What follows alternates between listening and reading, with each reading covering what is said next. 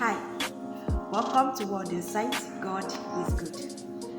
Yes, my name is Sarah Blue, and once again, it's good to be here. So, we have done justice, I believe, to the wilderness experience of Noah. So today we are moving on with the story of Jacob. Jacob, what a man! I love reading about him. The people that really interest me about the Bible. Jacob is one person. Then Abraham, then David, Joseph as well. They are so fun to read about. Anyway, Jacob, we know his story. I don't really have a particular verse I want to talk about because the story is just long. There is no particular verse that can capture his own wilderness experience, But if you can read from Genesis chapter 27, down to like 30 or thereabouts, you will see it captures or it encapsulates his own story, the wideness of it. Those three chapters, 27, 28, 4, 27, 28, 29, and 30, capture the story very well.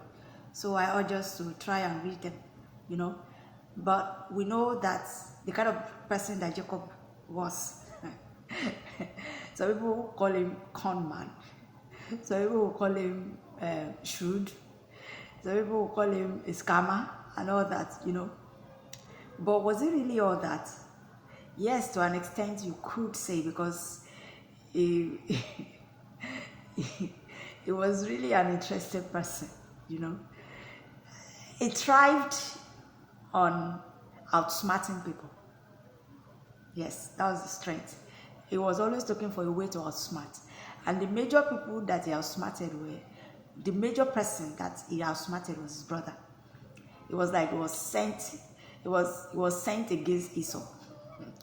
And he did Esau bad, really, really bad, And that one never saw it coming. Because Esau just wanted to live his own life, just enjoy his life, be the hunter that he came to the world to be, enjoy beautiful, fresh games every day, I just sleep with as many women as he could. But he didn't know that his brother was the weapon that was fashioned against him. Jacob was something else.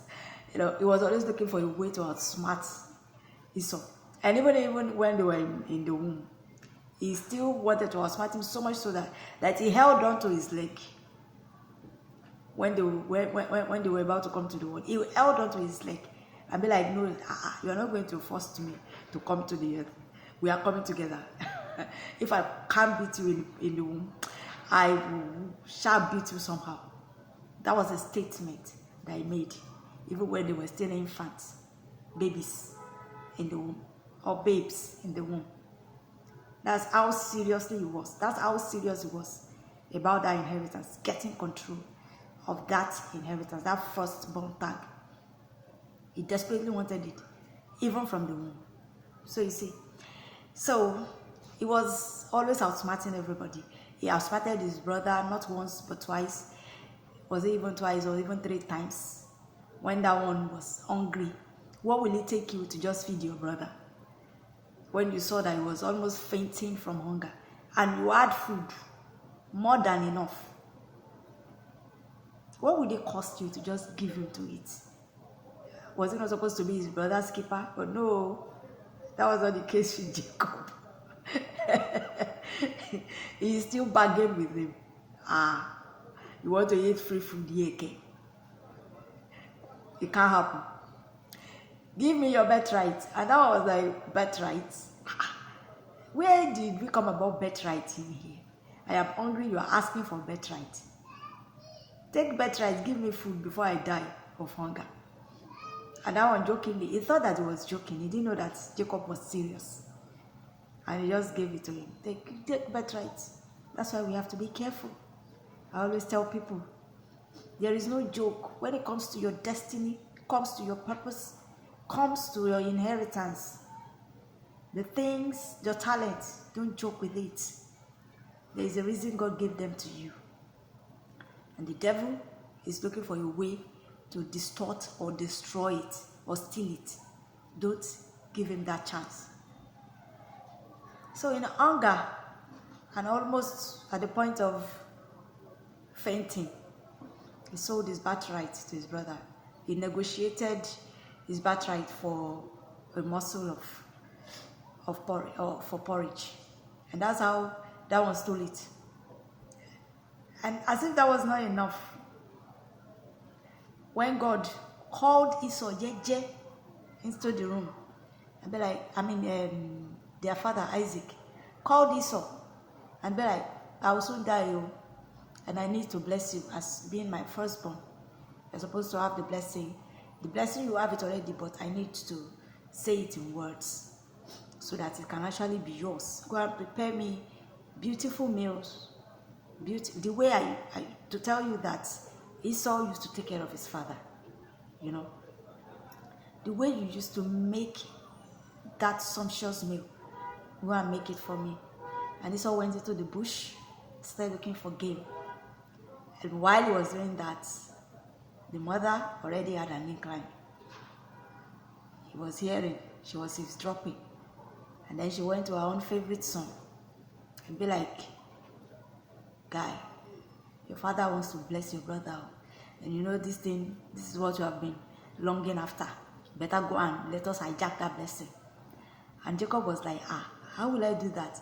My father did not ask me for anything. He said, you will go in as Esau. And he was like, how will I go as Esau? We are different. The difference is glaring. He's hairy, I am smooth skinned. Our voices are different. There's no how we could play this trick on my father. He would know. And the mother was like, and Jacob was like, instead of bringing blessing, I might end up bringing curse. And the mother was like, let your curse be on my head. Just go and do as I say.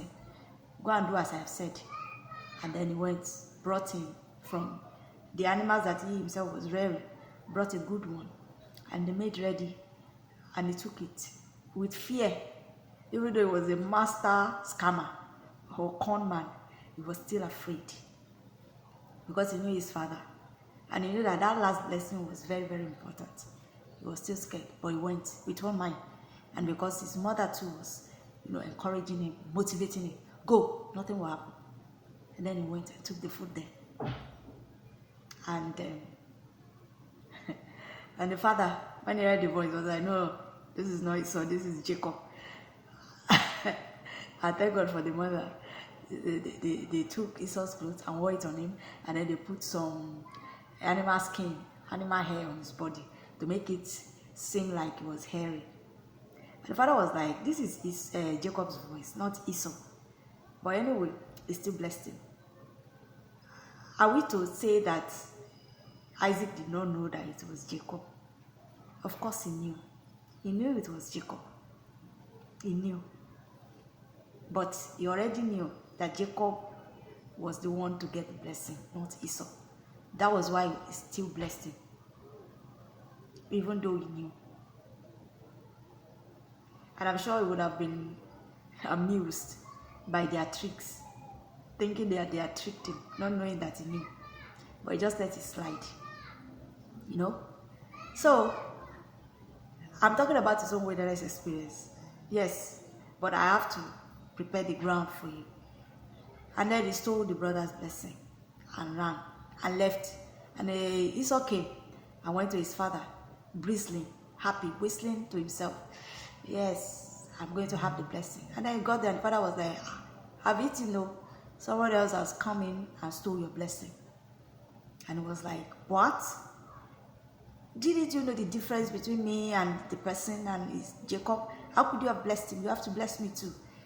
And he cried and he cried. And the father couldn't do anything except to just give him the remnants of the blessing. The real blessing had been stolen by Jacob. And that was how he lost it. We'll continue this in our next video.